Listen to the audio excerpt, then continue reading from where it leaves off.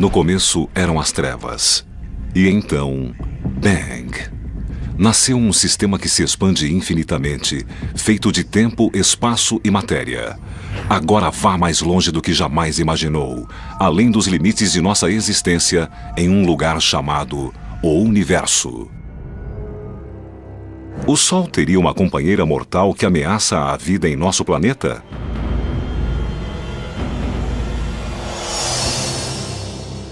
É possível viajar no tempo? É uma das maiores questões. Para onde foi a antimatéria? A mente busca explicações. Como a água em Marte desapareceu? E o que havia antes do Big Bang? Esse é o maior mistério de toda a ciência. Grandes perguntas e ciência de ponta. Os mistérios inexplicáveis do universo.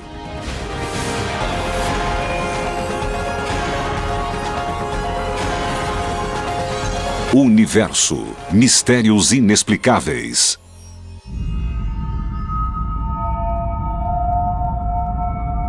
Entre os mistérios inexplicáveis do universo, um tem especial urgência para aqueles que gostam de viver no planeta Terra.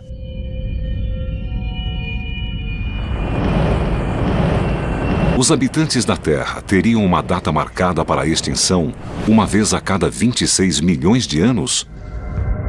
E se for assim, o que causa essa destrutiva chuva periódica? Haverá uma enorme explosão. Tudo, num raio de milhares de quilômetros, perecerá. Haverá ondas gigantescas de um tsunami.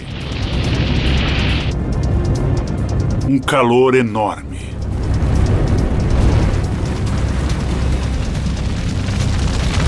Incêndios por todo o globo. E depois, escuridão. Durante milhões de anos, imensos objetos espaciais têm se chocado contra a Terra, com resultados desastrosos. Um impacto nas águas da península de Yucatán teria causado a extinção dos dinossauros há 65 milhões de anos. Mas não foi a primeira extinção em massa no planeta. E provavelmente não será a última. Não foi a primeira grande extinção em massa. A primeira foi a extinção permiana, na qual 95% das espécies marinhas e 80% das espécies terrestres morreram. Extinções radicais já aconteceram. Para alguns cientistas, esses períodos de morte e destruição ocorrem regularmente. Alguns paleontólogos verificaram um estranho padrão. Descobriram que grandes extinções, como a que eliminou os dinossauros, e outras também, não ocorrem aleatoriamente, mas ocorrem segundo um cronograma. Era muito estranho. Ocorriam a cada 26 milhões de anos. Era algo inexplicável. O astrofísico Richard Mahler acha que a responsável por essa destruição periódica é uma estrela anã vermelha que espreita na borda do sistema solar. Uma estrela que ele chamou de Nêmesis.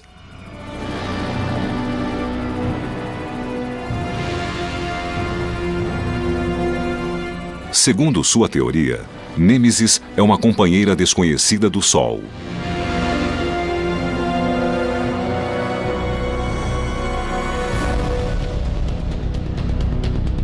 Desloca-se de 1 a 3 anos-luz a partir do centro do sistema solar, traçando uma órbita elíptica.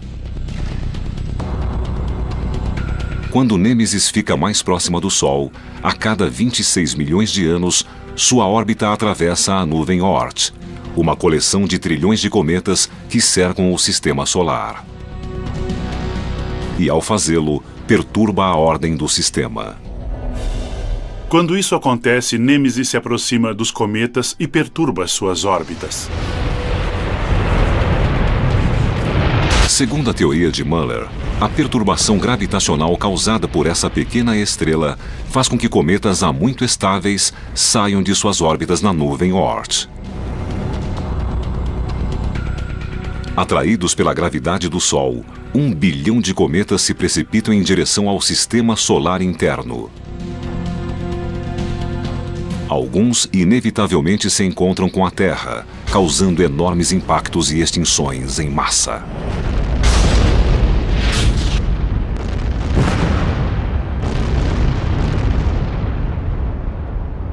A ideia de que o Sol tem uma estrela mortal como companheira é controvertida.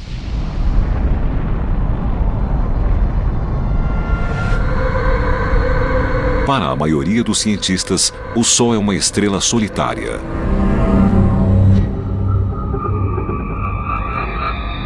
Mas no universo, estrelas em duplas ou até em trios agrupadas pela gravidade são a norma.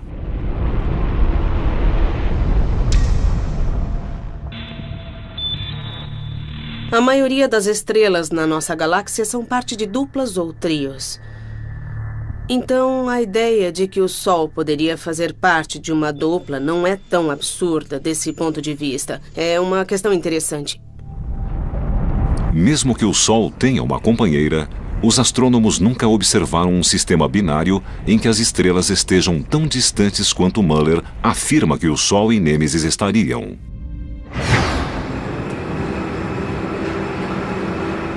Muller precisava provar que Nêmesis existia. Em 1997, a NASA lançou um projeto com o potencial de desvendar esse mistério. O Two Micron All-Sky Survey, ou TWO-MASS, usa 2 telescópios com radiação infravermelha para varrer o universo em busca de estrelas desconhecidas. O TWO-MASS se concentrou em corpos difíceis de encontrar em nossa galáxia e suas proximidades. E já produziu mais de 2 milhões de imagens.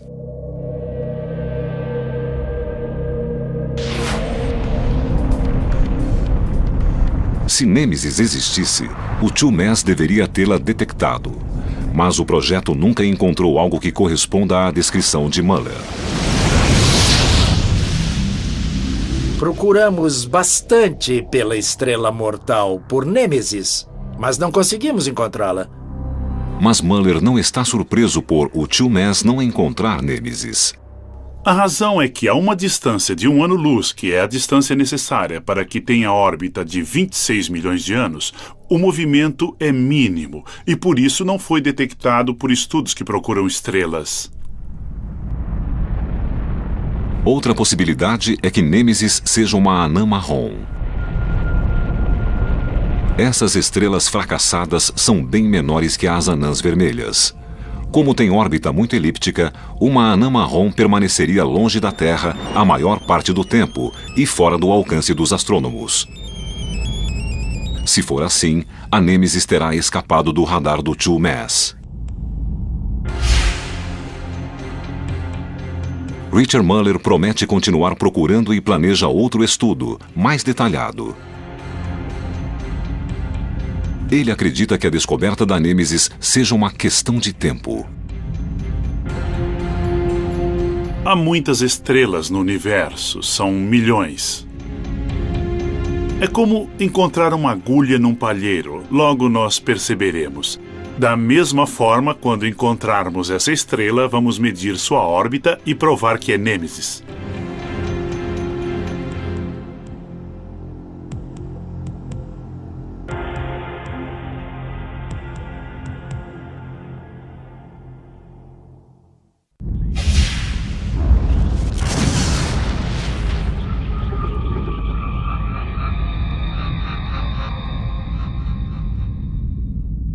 De todos os mistérios inexplicáveis do universo, talvez o mais fascinante e controvertido seja a possibilidade de viajar no tempo.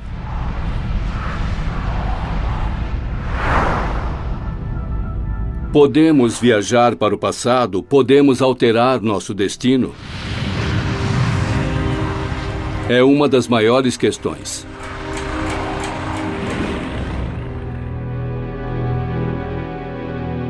Em 1955, Ron Mallett tinha apenas 10 anos quando seu pai morreu de ataque cardíaco. Abalado, o jovem Mallett ansiou por um modo de rever o pai e talvez salvar sua vida.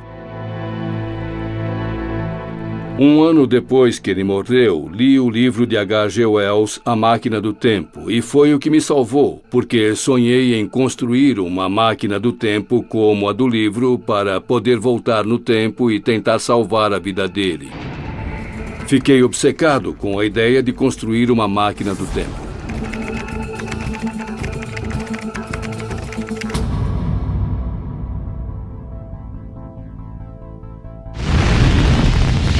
A Máquina do Tempo era uma obra de ficção, mas Mallett logo descobriu que a ciência explicava a misteriosa ideia de viajar no tempo.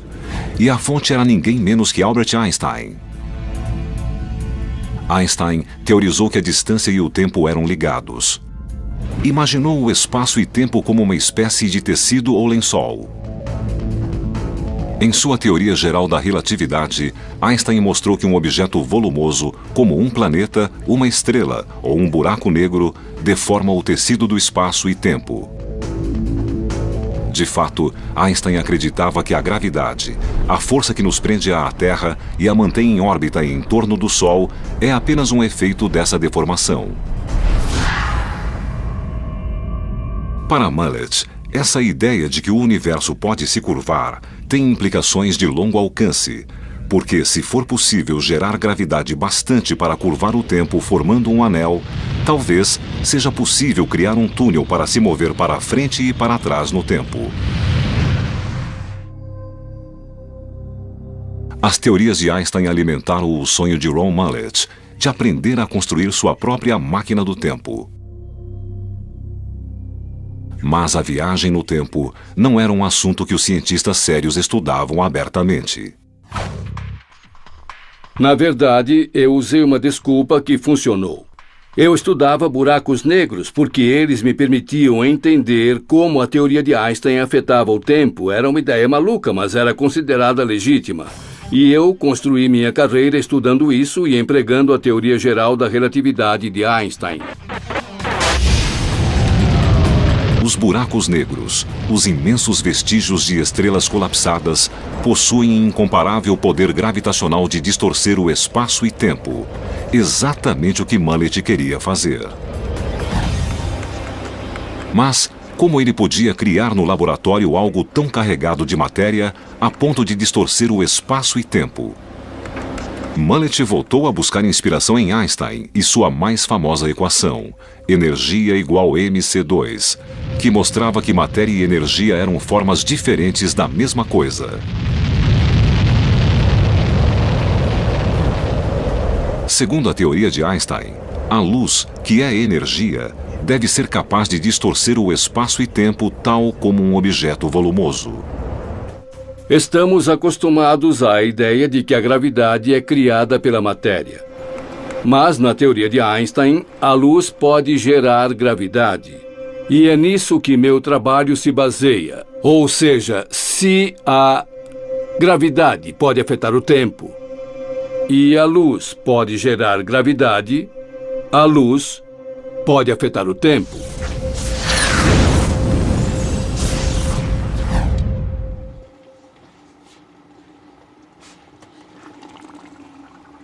Mallett construiu um modelo para demonstrar sua ideia de que um raio laser circulante pode criar um túnel de luz que distorce o espaço e tempo.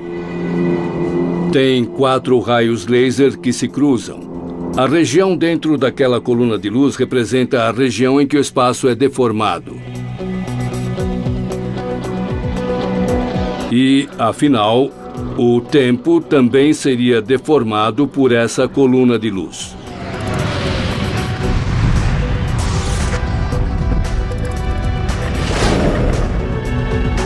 E isso nos permitiria viajar para o passado.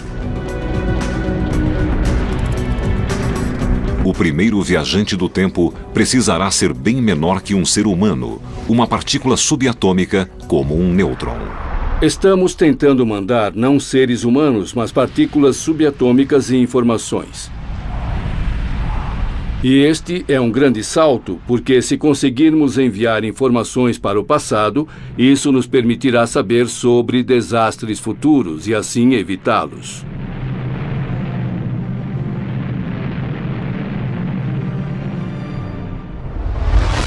Podemos entender como um raio de luz circulante pode distorcer o espaço e tempo fazendo uma analogia com o café. Se o café e a xícara forem o espaço vazio e a colher for o raio de luz, vejam o que acontece com o café quando mexo. O café gira. É o que o raio de luz circulante faz com o espaço vazio. Podemos ver o efeito no caso do café colocando um grão de café. Quando giro o grão de café também gira. No caso do laser, enquanto o raio circula, colocamos uma partícula subatômica chamada nêutron.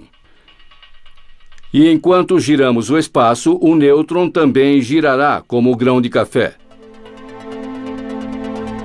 Na teoria de Einstein, o tempo e o espaço estão ligados, então girar o espaço fará com que a linha do tempo gire e forme um anel. E ao longo desse anel de tempo, poderemos ir do passado para o presente e para o futuro e de volta para o passado.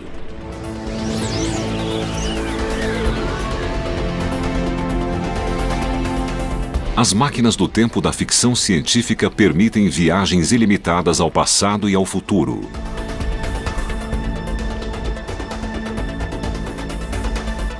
Mas Mallet adverte que o viajante do tempo só poderia recuar até o momento em que a máquina do tempo começou a funcionar.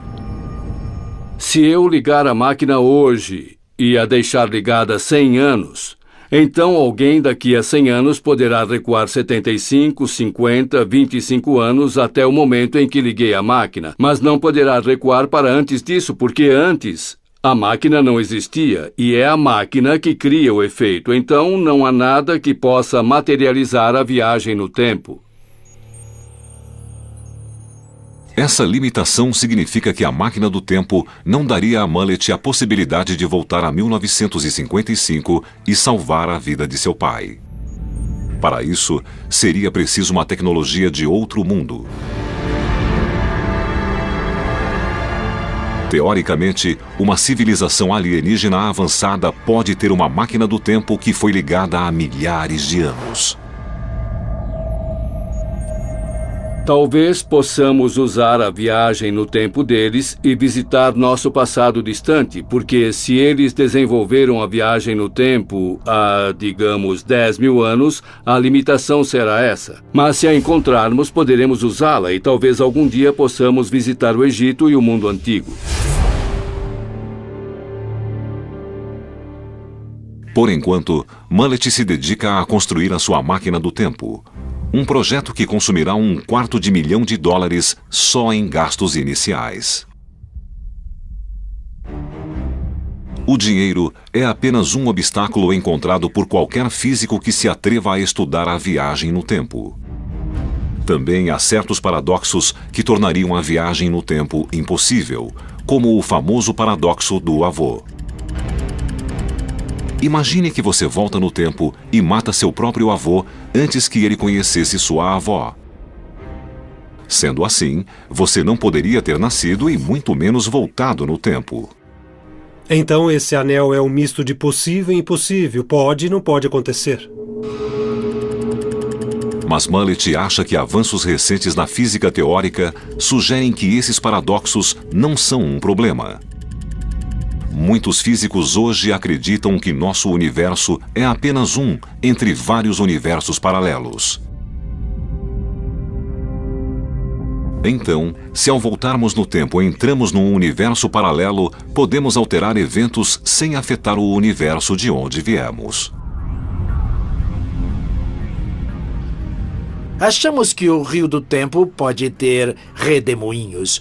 Ou seja, você pode ser capaz de voltar e conhecer seus pais antes de nascer, ou então bifurcar em 2 rios e assim alterar o passado e criar um universo alternativo. Todas essas teorias estão na vanguarda da física moderna hoje. Mallet acredita que os seres humanos podem estar a apenas um século da viagem no tempo. será tarde demais para ele voltar no tempo para salvar Gostou? o pai. Muito. Ótimo. É um prazer conhecê-lo. Muito obrigado. Sabemos que o espaço está girando. Mas sua perda abriu a porta de um novo mundo para as gerações futuras. Desenvolvi uma equação básica. Isso me levou a compartilhar algo com o mundo, o que eu não teria feito de outro modo. E acho que é uma homenagem adequada ao meu pai eu ter podido fazer isso. Sinto-me muito bem assim.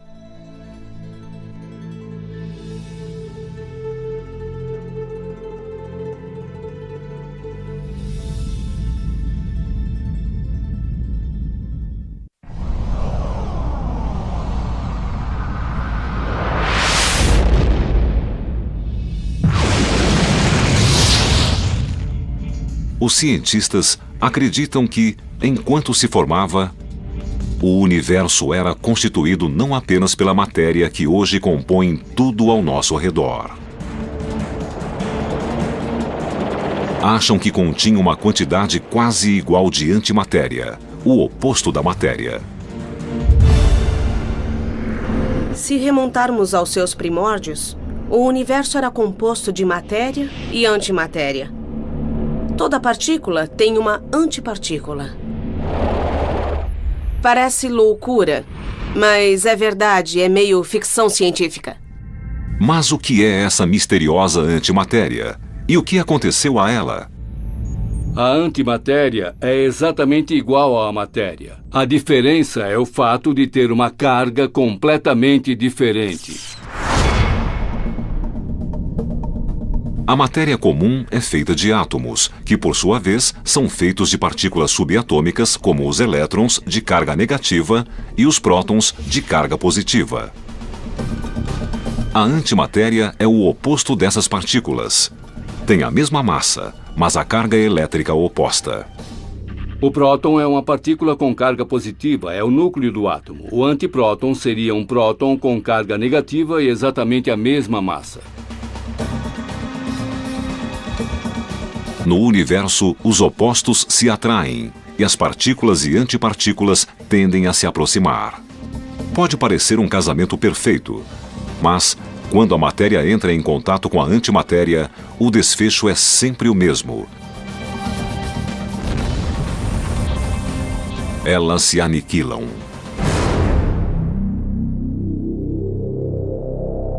Imagine duas espaçonaves avançando pelo espaço em rota de colisão. Uma é feita de matéria normal. A outra é uma nave de antimatéria feita por uma civilização alienígena. O impacto seria espetacular e não restaria nenhum escombro para os investigadores examinarem.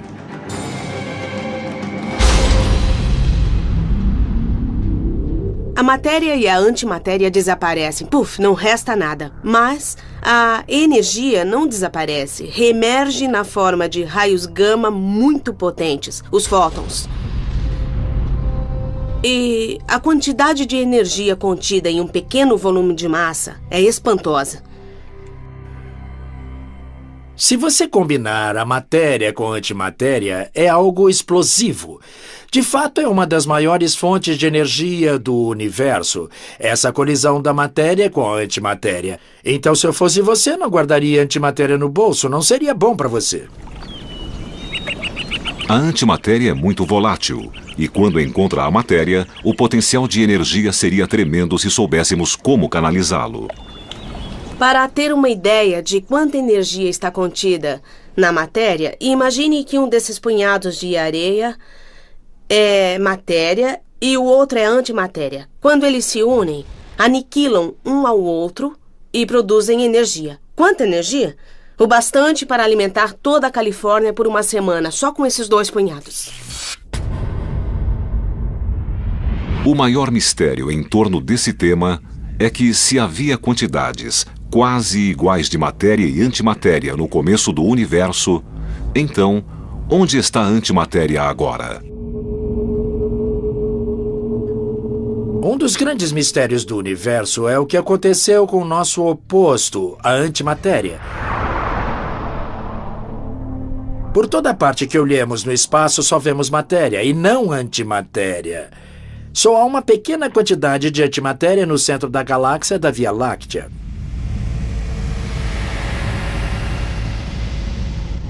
Por que esse universo parece feito inteiramente de matéria e quase não vemos antimatéria é um mistério. Acho que nunca será explicado, mas a mente busca uma explicação. Uma teoria é que havia uma porcentagem um pouco maior de matéria no começo do universo. As partículas e antipartículas colidiram e se aniquilaram, e o que restou foi essa pequena porcentagem superior de matéria. Os últimos veteranos da mais antiga batalha do universo. Para cada bilhão de antiprótons, precisamos de 1 bilhão e 1 prótons. Então, os 2 bilhões se aniquilam e resta 1 próton.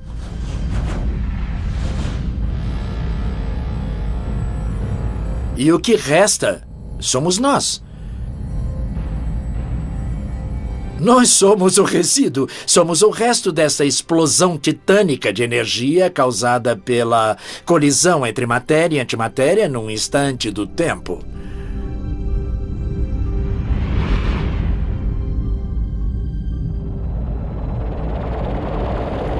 Nossas mais avançadas teorias não conseguem explicar essa assimetria entre matéria e antimatéria. Mas graças a Deus existe, senão não estaríamos aqui.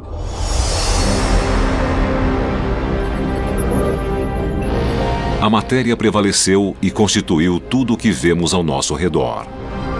Mas existiriam regiões ou galáxias distantes onde a antimatéria ainda reinaria soberana? Pode haver galáxias que são 99% antimatéria, assim como esta é de matéria. E se uma galáxia de antimatéria encontrasse uma de matéria, ambas se aniquilariam num magnífico instante de luz e energia. No entanto, os cientistas aprenderam a criar minúsculas porções de antimatéria em aceleradores para fins médicos.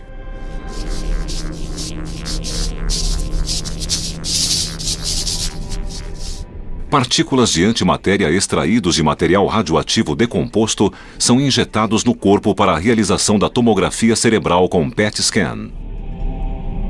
Muitas pessoas não sabem que quando vão ao hospital e fazem um PET scan, na verdade recebem uma fonte de antimatéria. O P de PET significa pósitrons e os pósitrons são antielétrons. Vai para a parte do corpo que é investigada. E quando os pósitrons emitidos encontram um elétron rapidamente, eles se aniquilam e os raios gama são emitidos no corpo e detectados. Concentra-se nas partes do cérebro onde há atividade mental. Então, podemos detectar a emissão de radiação de pósitrons. Isso nos permite obter maravilhosas fotografias da mente racional, possibilitadas pela antimatéria. A antimatéria ajudou a desvendar os segredos da mente humana, mas a mente humana ainda precisa desvendar todos os segredos da antimatéria. Não sabemos por que o universo é feito de matéria agora. Mas estamos nos aproximando de responder essa pergunta. Sabe, um passo de cada vez. Como outros mistérios nesse universo sempre em mutação, toda a verdade sobre a antimatéria ainda permanece no domínio do inexplicável.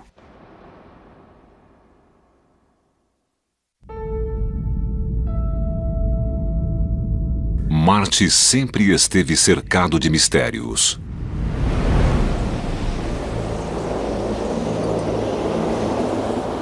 Mas o mais intrigante deles não tem nada a ver com invasores alienígenas.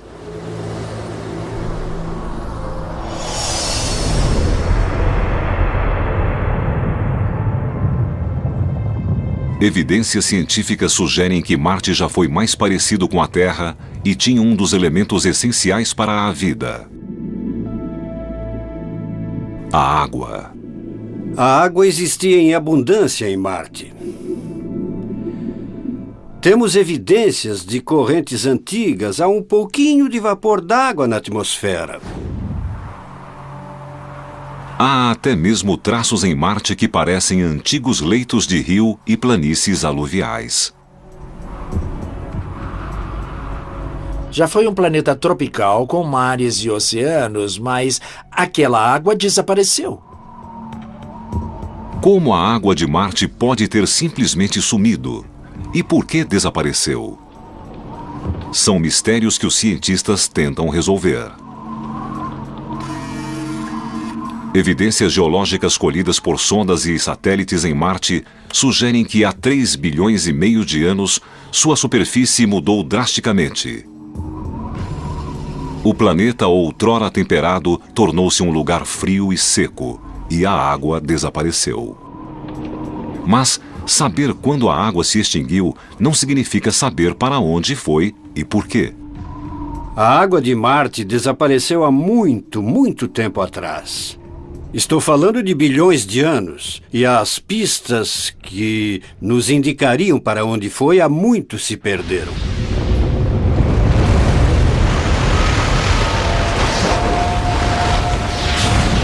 Uma série de eventos em Marte parece ter mudado drasticamente a paisagem. Marte passou por um intenso período de vulcanismo que espalhou lava por sua superfície. Quando finalmente terminou, o núcleo de ferro fundido do planeta se solidificara. Isso pode ter levado Marte a perder seu campo magnético e sua camada protetora de ozônio. Isso deixou a atmosfera vulnerável ao vento solar, que é muito poderoso. Os ventos solares castigaram o planeta durante milhões de anos, despindo-o de toda sua atmosfera. O vapor da água, que antes caía como neve ou chuva, escapou do pequeno campo gravitacional. A água entra na atmosfera como vapor d'água e é bombardeada por radiação ultravioleta que divide a água, que é H2O, hidrogênio e oxigênio. Como o hidrogênio é o gás mais leve de todos, flutua até o alto da atmosfera e é levado pelos ventos solares.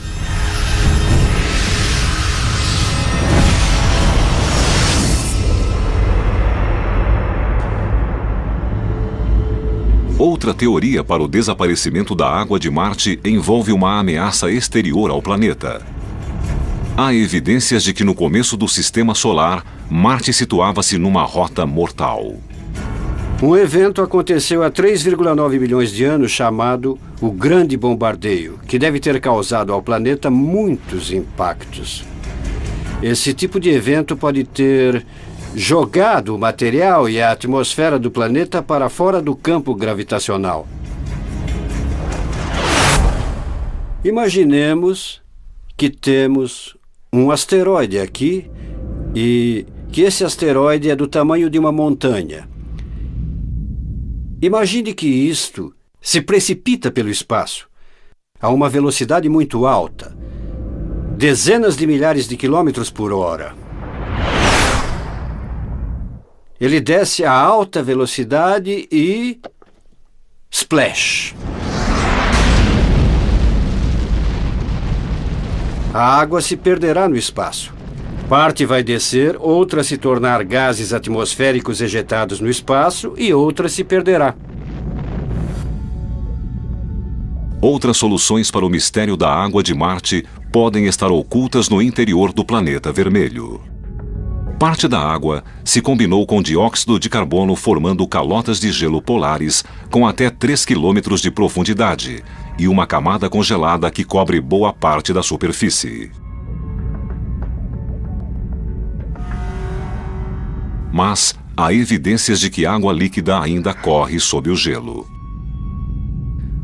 Muito da água de Marte foi para debaixo da Terra e parte migrou até uma profundidade onde o calor permite que exista em estado líquido.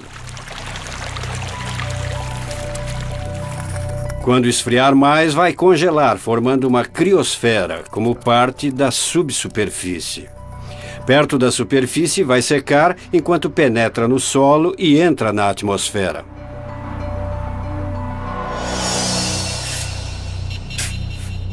Peter Smith, cientista da Universidade do Arizona, está ansioso por resolver o mistério da água de Marte. Muito bem. Estou cavando uma vala aqui para mostrar o que acontece quando chegamos abaixo da superfície e descemos só uns 30 centímetros, porque isso é semelhante ao que faremos em Marte. Smith é o principal investigador na missão Phoenix, da NASA. Trata-se de uma sonda robótica com uma simples meta: pousar em Marte e procurar água. O que aconteceu com a água pode ter virado gelo subterrâneo ou lençóis aquíferos. É o que tentamos saber hoje usando radares para penetrar a superfície e tentar localizar esses reservatórios de água. Segundo Smith, Wilcox Playa, no Arizona, reflete o que os cientistas encontrarão quando a Phoenix raspar a superfície vermelha de Marte. A superfície está árida, salgada e seca, mas a 15 centímetros da superfície há um reservatório argiloso de água e todo um ecossistema que vive nesse solo argiloso e molhado. Quando chove, ele sobe à superfície. Então vemos surgir poças com artêmias, pequenos crustáceos que estavam no solo. Queremos saber se sob a superfície, no lugar certo em Marte, ou seja, a região congelada, encontraremos o mesmo tipo de ecossistema no gelo que se derrete com a mudança climática e que seja habitado por formas de vida marcianas. Alguns acreditam que a vida na Terra se originou em Marte e que suas transformações anunciam nosso destino. Se isso for verdade, encontrar água em Marte pode nos levar às nossas origens cósmicas e ao nosso futuro.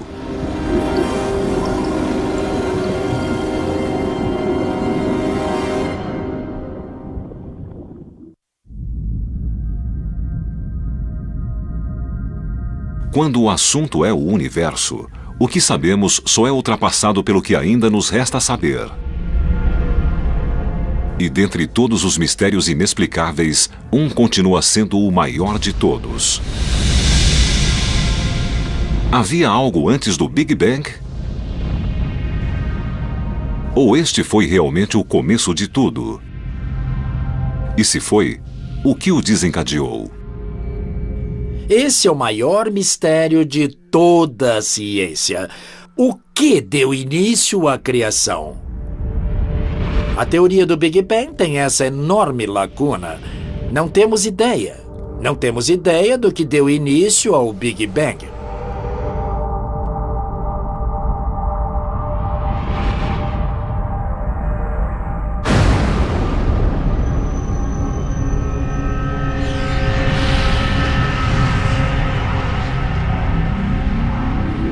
O Big Bang é o modelo cosmológico da origem do universo há 13,7 bilhões de anos. Tudo no universo remontaria a esse momento. Parece haver um ponto misterioso na nossa origem, a chamada singularidade. E mesmo sendo misterioso e tendo muitas questões em aberto, parece ser um bom ponto de partida para a nossa cronologia. Mas nossos instrumentos científicos não alcançam o período anterior ao Big Bang, se é que esse período existiu. A singularidade é como um horizonte, além do qual não conseguimos enxergar. Na criação, o tempo foi gerado junto com o espaço e a matéria. E o Big Bang marca o instante desse evento. Então, é impossível saber o que aconteceu antes de sua criação. Ainda assim, A questão do que havia antes do Big Bang intriga as melhores mentes da astrofísica.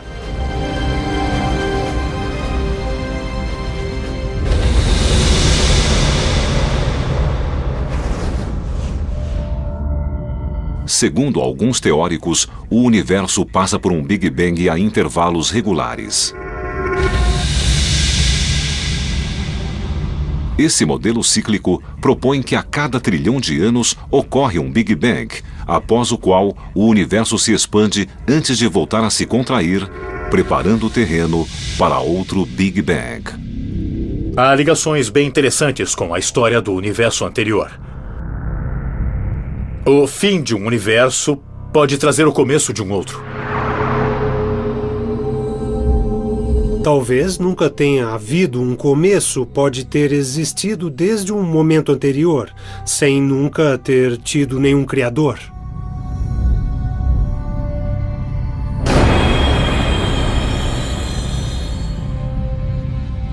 Mas podemos estar mais próximos de uma explicação do que imaginamos. As reverberações cósmicas do Big Bang, que ainda ecoam pelo universo, podem elucidar o momento anterior à singularidade.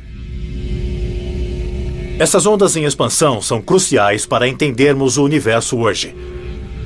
O universo recebeu um golpe no começo, como eu golpeio esse balde.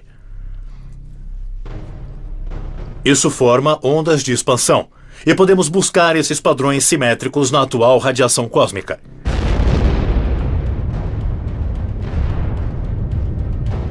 Então enviamos satélites, observamos a radiação e as ondas simétricas em expansão.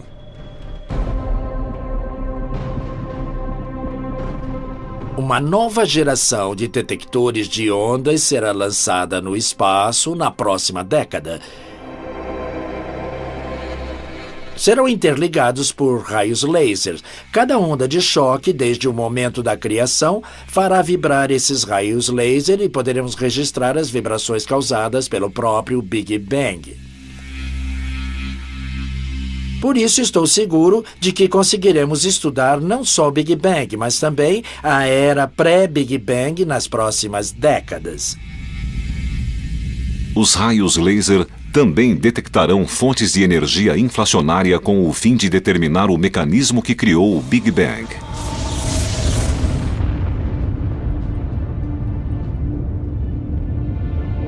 Se penamos para resolver o maior mistério de todos, será que um dia conseguiremos verdadeiramente entender o universo?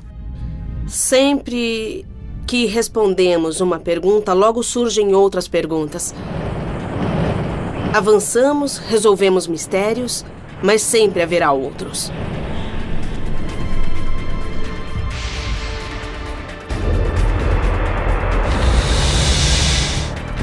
Nós somos o resultado do universo tentando se entender. É assim que vejo nosso lugar no universo. Isso torna difícil entendê-lo, mas mesmo assim é possível.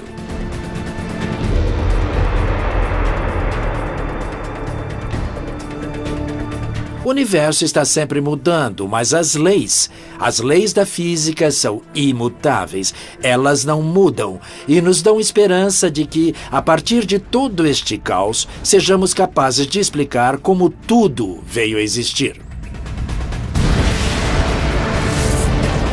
Em nosso universo sempre em mutação, os mistérios inexplicáveis continuarão a nos escapar. Mas estamos chegando cada vez mais perto de desvendar os segredos mais profundos, as chaves que abrirão as portas do nosso passado e os caminhos do nosso futuro. A ciência já progrediu bastante, mas ainda há muito a descobrir em nosso vasto, sombrio e misterioso universo.